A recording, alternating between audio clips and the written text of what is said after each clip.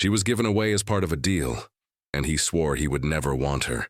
But what neither expected was how everything would change once their worlds collided. Thank you so much for watching and for all your comments.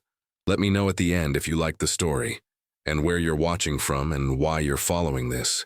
The scorching Texas sun beat down on the small settlement of Willow Creek as Sarah Bennett stood frozen on her porch, her blue eyes wide with disbelief. The year was 1872, and her world had just shattered. "You cannot be serious, Father," she whispered, her voice barely audible over the distant sounds of hammering from the new railroad construction. Jacob Bennett's weathered face remained impassive as he adjusted his string tie. "I've made my decision, Sarah. The trading agreement with Chief Running Bear is essential for our survival. But to offer me as part of a trade?" Sarah's voice cracked. Her father sighed heavily. "It's a marriage alliance, not a trade. After 3 failed harvests and with the railroad company threatening our water rights, this partnership with the Comanche is our only hope." He placed a calloused hand on her shoulder. "Their hunting grounds stretch beyond the drought areas. They have access to game and resources we desperately need." Sarah pulled away, her cotton dress swishing around her ankles. At 20 years old, she had always imagined marriage would come eventually, but not like this. Not to a stranger from a people whom settlers like them had been in conflict with for years. "What about Thomas?" she asked, thinking of the shopkeeper's son who had been courting her, albeit without much enthusiasm on her part. "Thomas can't save this settlement," Jacob replied firmly. "Besides, Running Bear's son, Swift Arrow, is their future chief. This union will protect our people for generations." Sarah turned away, blinking back tears. "When?" was all she could manage to ask. 3 days from now, the ceremony will be at the border of our lands." Jacob's voice softened slightly. "Sarah, I wouldn't ask this if there was any other way. You're my only child since we lost your mother and brothers to the fever." Inside their modest cabin, Sarah sat at the edge of her bed, fingers tracing the patchwork quilt her mother had made. The weight of responsibility pressed down on her shoulders. The settlement's 40 families depended on her father's leadership, and now, apparently, on her sacrifice. Martha Wilson, the midwife who had helped raise Sarah after her mother's death, entered with a steaming cup of tea. "Your father told me," she said gently, sitting beside Sarah. "I know it seems impossible now, child. How can I marry someone I've never met, someone whose people have been at war with ours?" Sarah's voice trembled. "They'll expect things from me, wifely duties." Martha placed a comforting arm around her. "The Comanche have different customs, yes, but they are people with hearts just like ours. Running Bear has kept peace with our settlement when others would not. His son was educated by missionaries for a time. He speaks English. That hardly matters when I'm being handed over like cattle," Sarah replied bitterly. "Not cattle," Martha corrected. "An ambassador. Sometimes women must be stronger than men could ever be." She paused. "My grandmother was taken by the Cherokee as a girl. She eventually became the heart of her husband's family, respected and loved."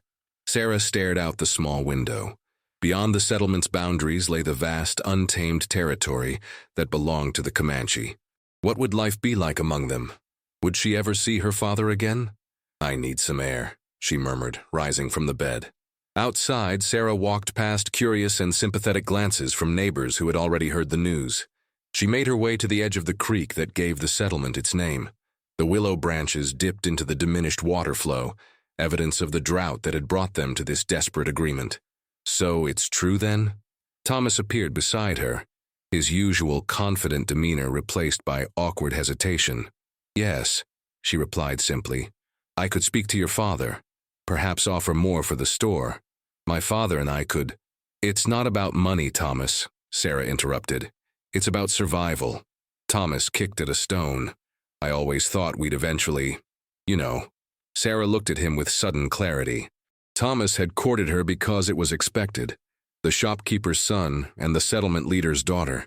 But there had never been passion between them, merely comfortable familiarity. "Would you fight for me, Thomas?" she asked suddenly. His hesitation told her everything. "That's what I thought," she whispered. As sunset painted the sky in fierce oranges and reds, Sarah returned home with a new resolution forming in her heart. If this was to be her fate, perhaps there was a way to shape it rather than merely submit to it. She would learn what she could about the Comanche before meeting her intended husband. That night, as her father slept, Sarah lit a small candle and retrieved a book from the settlement's tiny library, a missionary's account of living among the native tribes. If she was to survive, she would need knowledge as her weapon. What she didn't know was that 50 miles away, a young Comanche warrior named Swift Arrow was equally displeased with his father's arrangement. "I will not take a white woman as my wife," he declared in his native tongue, pacing before his father's fire. "Our people have suffered too much at their hands." Chief Running Bear watched his son with patient eyes. "The settlers of Willow Creek have kept their boundaries. Their leader, Bennett, has dealt honestly with us. His daughter will bring new strength to our bloodline. I have no interest in pale, weak women who cannot ride or hunt," Swift Arrow replied defiantly. His father's expression hardened. "You speak like a boy, not the future leader of our people. Sometimes the greatest battles are won through alliances, not arrows." Swift Arrow stormed from the tepee, his heart rebellious. Little did he know that the pale woman he so readily dismissed was, at that very moment, arming herself with understanding of his people, determined to forge her own path in the destiny that had been thrust upon her. The day of the ceremony arrived with an unseasonable chill in the air. Sarah sat stoically as Martha helped her dress in her finest clothes, a pale blue dress with delicate lace trim that had once belonged to her mother. Her golden hair was braided and pinned in a simple but elegant style. "You look beautiful, child," Martha said, her eyes glistening with unshed tears. Sarah managed a small smile. "I've been reading about Comanche customs. Their women are strong. They set up the teepees, prepare the hides, and raise the children." Her voice grew steadier. "I can be strong too." Martha squeezed her hand. "That's the spirit. Remember, many Comanche marriages begin as arrangements. Affection can grow with time." A small procession formed as Sarah, her father, and several settlement elders loaded into wagons. They traveled for 2 hours across the drought-stricken plains until they reached the meeting point, a flat expanse near a stand of cottonwood trees beside a narrow stream. Already waiting were about 20 Comanche, including Chief Running Bear, recognizable by his impressive headdress. Their horses stood nearby, magnificent animals that made the settlers' workhorses look dull by comparison. Sarah's eyes immediately sought out the man who was to be her husband. She had no difficulty identifying Swift Arrow. He stood tall beside his father, his copper skin gleaming in the sunlight, his long black hair adorned with a single eagle feather. His face was a mask of stoic indifference, but Sarah caught the flash of displeasure in his dark eyes as they fell upon her. As Jacob helped her down from the wagon, Sarah straightened her spine and lifted her chin. If he expected her to cower, she would disappoint him. The ceremony was a curious blend of both worlds. A missionary who had worked with both communities read passages from the Bible, while a Comanche elder performed rituals involving sage smoke and prayers in their native language. Sarah and Swift Arrow stood facing each other, neither meeting the other's eyes. When it came time to exchange promises, Swift Arrow spoke his words in Comanche, then translated stiffly in English. "I take this woman into my protection." No mention of love or devotion, merely a declaration of duty.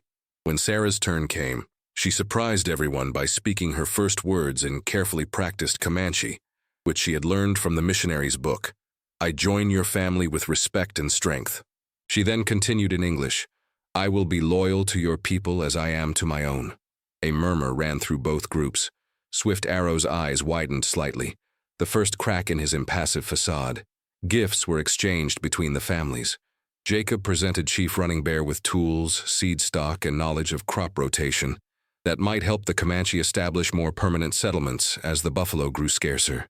In return, Running Bear offered hunting rights, protection, and several fine horses. The moment came for Sarah to leave with her new husband's people. Her father embraced her tightly. "You can still change your mind," he whispered, his voice breaking. "We'll find another way." Sarah pulled back and looked into his eyes. "No, father. This is the right path. I'll make you proud." She meant it now, having moved beyond her initial shock to a determination to succeed in this new life. Swift Arrow mounted his horse, a magnificent pinto stallion, and extended his hand down to her. Sarah took a deep breath and placed her hand in his. His grip was strong as he pulled her up behind him. Hold on to me, he instructed curtly in English. Sarah hesitated only briefly before wrapping her arms around his waist. She could feel the tension in his body, his reluctance at their closeness. As they rode away, Sarah did not look back at the only home she had ever known. Instead, she focused on the horizon ahead and the strange new world she was entering. The Comanche camp was a revelation to Sarah. Unlike the rigid rows of the settlement, the tepees were arranged in a circle, with the most important families, including swift arrows, positioned on the eastern side. Children ran freely, women worked at scraping hides or cooking, and men tended to weapons or horses. Many stared openly at her, some with curiosity, others with obvious hostility. Swift Arrow dismounted and then helped Sarah down, his hands impersonal on her waist. An older woman approached them, Swift Arrow's mother, Walking Flower. Her face was lined with experience, her eyes sharp and assessing as she looked Sarah up and down. "You are thin," she said in accented English, "but you have good eyes. Strong. Come." Sarah followed her to a large tepee decorated with painted symbols. Inside, furs covered the ground, and a small fire burned in the center pit, smoke rising through the opening at the top. "This is my son's lodge," Walking Flower explained. "Now yours too." She pointed to various items, sleeping robes, cooking implements, storage containers. "You learn quick or you suffer. Your choice." Swift Arrow entered and spoke rapidly to his mother in Comanche. Though Sarah couldn't understand the words, the tone suggested disagreement. Walking Flower responded firmly before departing, leaving the newlyweds alone. An awkward silence filled the tepee. Swift Arrow finally spoke, his English clear despite his evident reluctance to use it. "My mother says you must dress like Comanche woman. Your clothes," he gestured at her blue dress, "not good for our life." Sarah nodded. "I understand. I want to learn your ways." His eyes narrowed suspiciously. "Why? You are prisoner here?" "No," she replied firmly. "I am your wife." "This was my choice too," he scoffed. "White women do not choose Comanche husbands." "Perhaps I'm different from what you expect," Sarah challenged, meeting his gaze directly. Something flickered in his expression. Surprise, perhaps even a grudging respect, before he masked it again. "We will see," he said, then pointed to a separate sleeping area within the tepee. "You sleep there. I sleep here." He indicated a space on the opposite side of the fire. Sarah understood the message clearly. This was a marriage in name only. Part of her was relieved, yet another part felt strangely disappointed.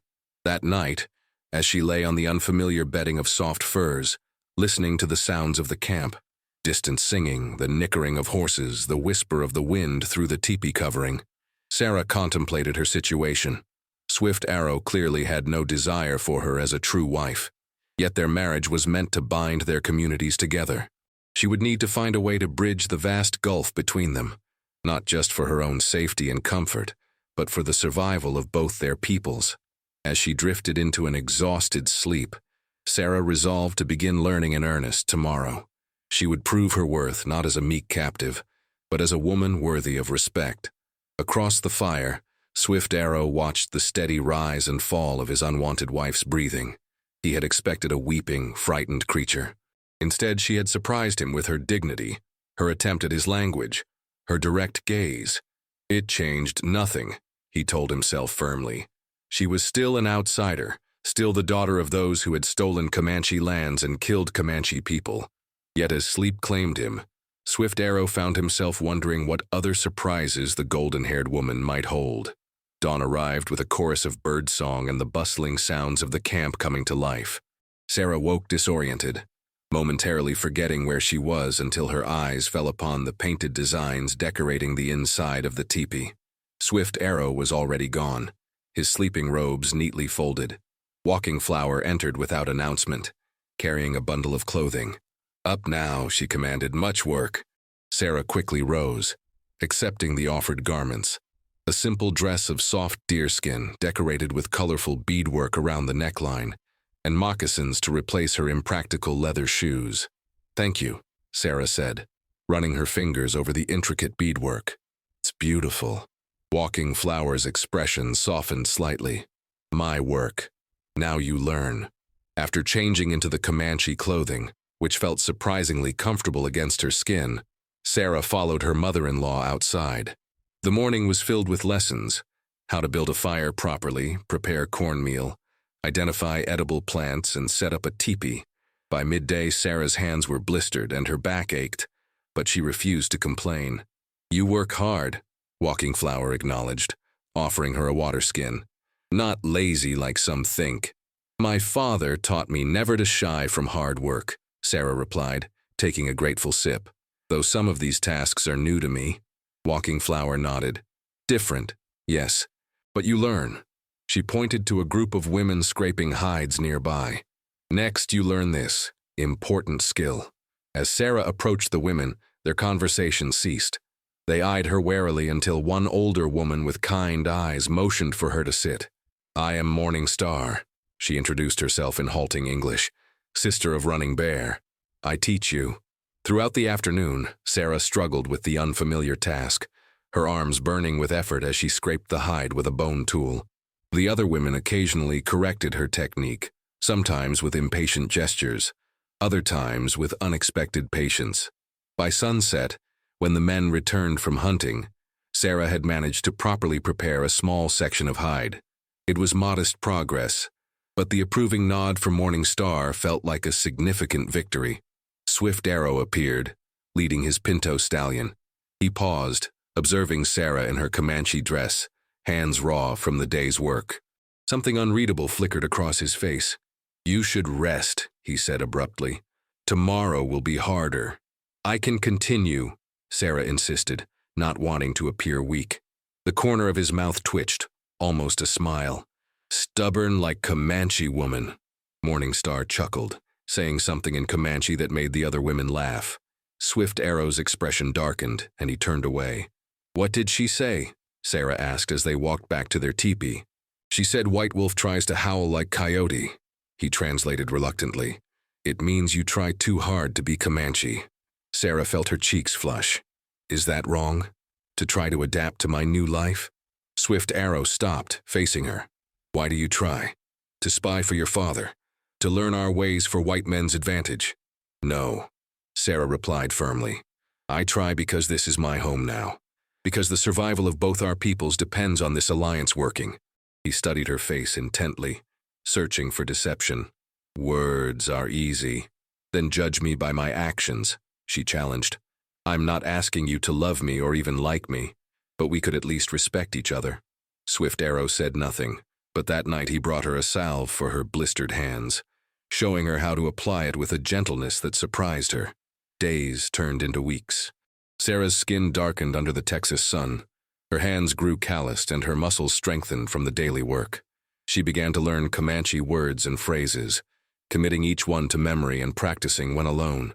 The women gradually accepted her presence, especially after she used her knowledge of herbal remedies from Martha to help a child suffering from fever. Walking Flower began teaching her the meanings behind the beadwork patterns and the stories woven into the designs. Swift Arrow maintained his distance, but Sarah occasionally caught him watching her with a puzzled expression, as though trying to solve a mystery. They shared their tepee but little else, though he had begun to teach her to ride properly on a gentle mare he had selected for her. One evening, as a summer storm gathered on the horizon, Sarah sat outside their tepee, struggling with a beadwork pattern Walking Flower had shown her. Swift Arrow approached, watching her frustrated attempts. "You hold it wrong," he said finally, sitting beside her. His fingers briefly touched hers as he demonstrated the correct technique. Sarah felt an unexpected warmth at the casual contact. "Thank you. My mother says you learn quickly," he admitted, faster than she expected. "I want to belong here," Sarah said softly, focusing on the beadwork to avoid his intense gaze. "Why?" The question seemed to come from a genuine place of curiosity rather than suspicion. Sarah considered her answer carefully. "At first it was about survival, about honoring my father's agreement. But now," she looked up at the vast prairie stretching around them, at the community that had initially seemed so alien but was slowly becoming familiar. "There's a freedom here I never knew, a connection to the land and to each other that we've lost in the settlement." Thunder rumbled in the distance. Swift Arrow was silent for so long that Sarah thought he would not respond. Tomorrow, he finally said, I will show you a place, special place. Before she could ask more, Walking Flower called for her help, and the moment passed. That night, as rain pattered against the tepee covering, Sarah wondered what Swift Arrow intended to show her, and why. For the first time since their marriage, she felt a flicker of hope that perhaps they might find some common ground after all. The following morning dawned clear and bright after the storm. Swift Arrow was already preparing the horses when Sarah emerged from the tepee. We go now, he said simply. They rode for nearly 2 hours, Swift Arrow leading them through winding paths between hills and across streams swollen from the previous night's rain. Sarah had improved greatly as a rider, now able to keep pace without difficulty. Finally, they crested a hill to reveal a hidden valley below. A crystal-clear spring bubbled from rocks, creating a small pool before meandering away as a stream. Wildflowers carpeted the ground in bursts of yellow, purple, and red. It's beautiful, Sarah breathed as they dismounted. Sacred place, Swift Arrow explained, his voice uncharacteristically soft. My grandfather brought my father here. My father brought me. He hesitated. No white person has seen this place before. Sarah understood the significance of what he was sharing. Thank you for trusting me with this. They sat beside the spring, watching as butterflies danced among the flowers. Swift Arrow was more relaxed than she had ever seen him. The perpetual tension in his shoulders eased. Why did you agree to marry me? Sarah asked suddenly. You clearly didn't want to. He considered the question, trailing his fingers through the clear water. Duty to my people, same as you. And now, do you still resent being tied to a white woman? Swift Arrow turned to look at her, really look at her, perhaps for the first time. You are not what I expected. What did you expect? Weakness, fear, contempt for our ways. His dark eyes held hers steadily. You show strength instead. And he struggled to find the words. Open heart. The admission seemed to cost him something, a concession he hadn't planned to make. In that moment, with sunlight dappling through the leaves above them and the gentle sound of water flowing nearby, the barriers between them seemed less insurmountable. Swift Arrow reached out slowly, almost hesitantly, and tucked a strand of golden hair behind her ear. The simple gesture sent a shiver through Sarah that had nothing to do with fear. We should return, he said, pulling his hand back. Storm coming again. Sure enough, dark clouds were gathering on the horizon. They mounted their horses and rode back toward camp, a comfortable silence between them that felt like the beginning of something new. That night, as another storm raged outside, Swift Arrow did not retreat to his separate sleeping area, but instead sat beside Sarah near the fire. He began to tell her stories of the Comanche people, of their history and beliefs, answering her questions with increasing openness. My people are called Numunu, he explained. It means, the people. To me, what you call Comanche is not our word. Sarah listened intently, absorbing everything he shared. In turn, she told him about her life in the settlement, about losing her mother and brothers to fever, about her father's dreams for their community. As the night deepened, their conversation grew more personal, more honest. Swift Arrow spoke of his fears for his people's future as the buffalo herds diminished and white settlements expanded. Sarah shared her own uncertainties about living between two worlds. Perhaps, she ventured, that is why we were brought together, to find a way forward that honors both paths. Swift Arrow's hand found hers in the firelight. Perhaps, he agreed softly.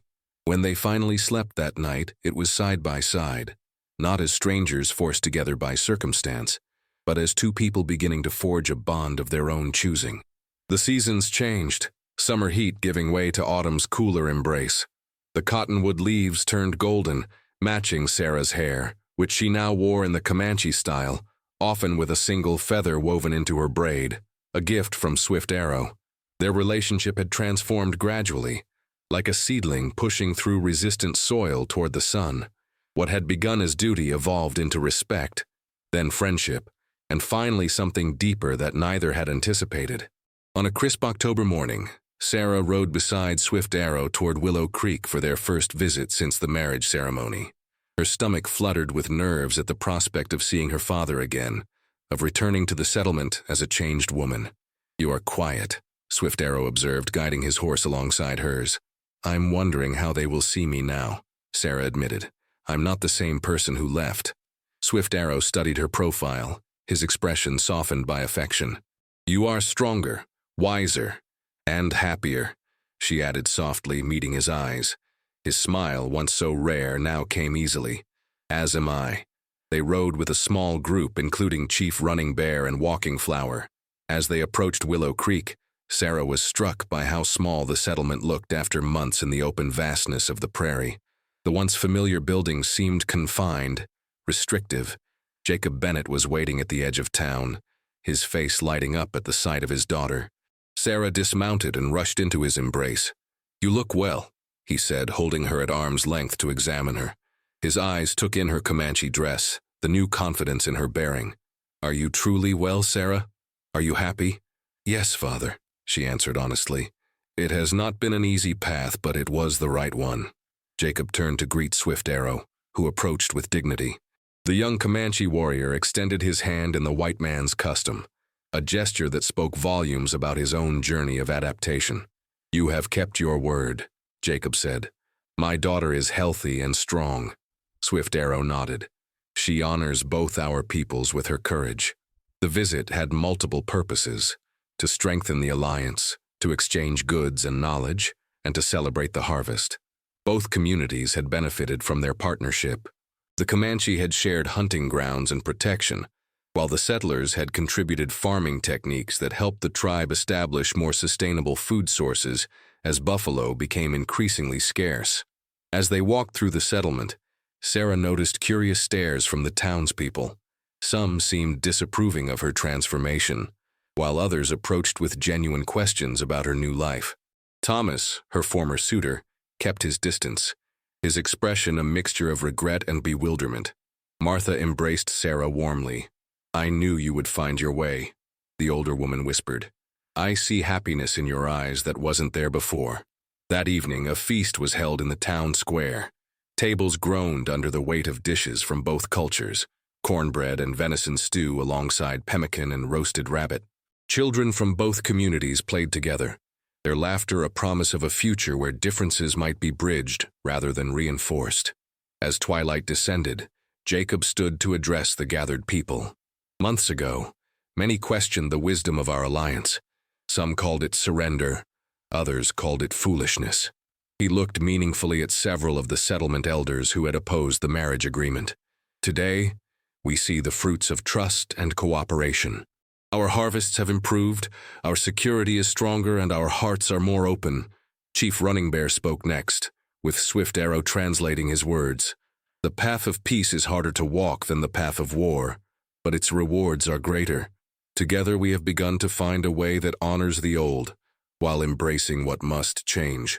Later, as music filled the night air, fiddles from the settlement mingling with Comanche drums, Swift Arrow led Sarah away from the celebration to a quiet spot beneath a massive old willow tree beside the creek. This is where I used to come when I needed to think, Sarah told him, touching the rough bark of the tree. It seems a lifetime ago. Swift Arrow took both her hands in his. I have something to ask you, he said, his voice unusually hesitant. In our tradition, marriage often begins with arrangement, but true union comes later, when hearts choose freely. His dark eyes held hers intently. Now I ask what was not asked before. Will you choose me, Sarah? Not from duty, but from your heart? Sarah felt tears spring to her eyes, but they were tears of joy. I already have chosen you, she whispered. Each day when I wake, each night when I sleep, I choose you again and again. He drew her close, their foreheads touching in an intimate gesture. And I choose you, my golden-haired wolf, who learned to run with the coyotes. Their kiss beneath the willow tree sealed a promise more binding than any ceremony, freely given rather than imposed. The following morning, as they prepared to return to the Comanche camp, Jacob took his daughter aside. You truly love him, he said, a statement rather than a question. Yes, Sarah replied simply. He is a good man, father. Different from what we expected, but good and honorable. Jacob nodded, his eyes misty. When I arranged this marriage, I hoped for peace between our peoples. I never dared hope for your happiness as well. He pressed something into her hand. Her mother's silver locket. She would be proud of the woman you've become. As their party rode away from Willow Creek, Sarah felt no sadness, only a sense of completion. She was not leaving home behind, but rather carrying it within her as she moved toward the future. Winter arrived with bitter winds and occasional snow. The Comanche moved their camp to a more sheltered location, where game was more plentiful, and the teepees could be positioned to break the worst of the weather. One evening, as a blizzard howled outside, Sarah sat beside Swift Arrow in their tepee, working on a cradle board adorned with protective symbols. It must be perfect, she insisted, carefully attaching a tiny medicine pouch filled with sacred herbs that Walking Flower had helped her prepare. Swift Arrow watched her with tender amusement. Our child will be strong, like its mother. Sarah placed a hand over her still flat stomach where new life was growing, a child of both worlds, and wise, like its father.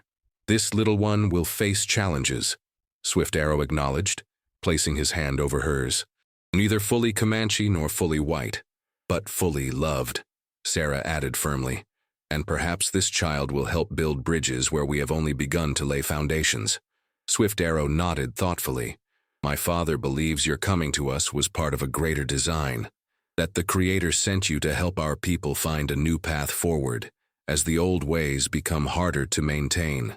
Perhaps, Sarah said, or perhaps we simply found each other when both our peoples needed hope. Outside, the wind gradually calmed, the storm spending its fury. Swift Arrow added wood to their fire, the flames casting dancing shadows on the tepee walls. Next spring, he said, we will visit your father again. He should know about his grandchild. A smile touched his lips. And I will teach you to hunt properly before the baby comes. You ride well enough now. Sarah laughed. Next you'll have me shooting a bow and arrow. Of course, he replied with complete seriousness. My wife should know how to defend herself and our child. Sarah set aside her beadwork and moved to sit beside him, leaning against his strong shoulder. Our child will know both worlds, the settlement and the prairie, the plow and the bow, the church and the sacred hills. Not torn between them, but enriched by both. Swift Arrow wrapped an arm around her, drawing her close. Two rivers joining to form one stronger current. As the fire crackled before them, and the stars emerged in the clearing sky above their tepee, Sarah felt a profound sense of peace. The path that had begun in fear and resentment had led to something neither she nor Swift Arrow could have imagined. A love that transcended the boundaries between their peoples, and a hope for the future that might, in some small way, heal the wounds of the past. Swift Arrow gently turned her face toward his thumb tracing her cheekbone in a gesture that never failed to make her heart quicken. I once believed the greatest honor was to die bravely in battle, he said softly. Now I know it is to live bravely in love. Even when that love is unexpected? Sarah asked, smiling. Especially then, he replied, pulling her closer as the night deepened around them, wrapping them in its peaceful embrace.